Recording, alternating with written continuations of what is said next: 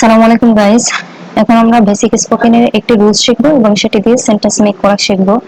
ওকে, আমরা রুলসটি দেখতে পাচ্ছি subject plus no plus how to plus ভি1। ওকে, বাংলা বাক্যটা আমরা দেখতে পাচ্ছি আমি জানি কিভাবে পড়তে হয়। এটার ইংরেজি কি হবে?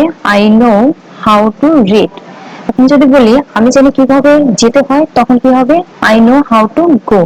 আচ্ছা, আমি জানি কিভাবে আসতে হয় তখন হবে I know how to come. আমি জানি কিভাবে খেতে হয় তখন কি হবে? আই নো হাউ টু ইট।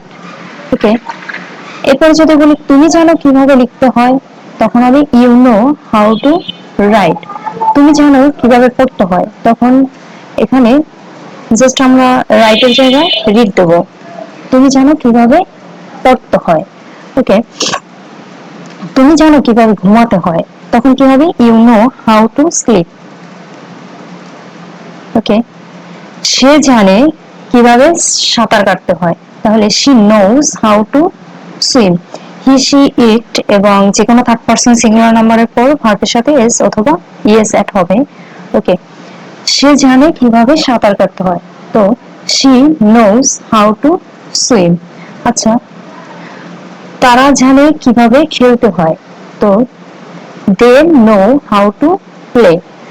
আচ্ছা, আপনি যদি বলি তারা জানে কিভাবে কি বলা যায় দেখতে হয় তাহলে they know how to see.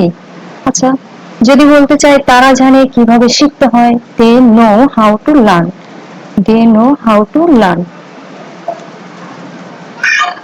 আচ্ছা, তারা জানে কিভাবে ইংরেজি শিখতে হয় they know how to learn English.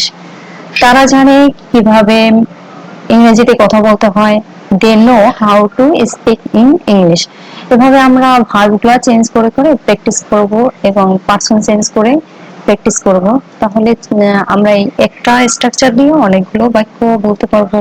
চাইলে আমরা শত শত বাক্যই বলতে পারবো এই একটা স্ট্রাকচার দিয়ে।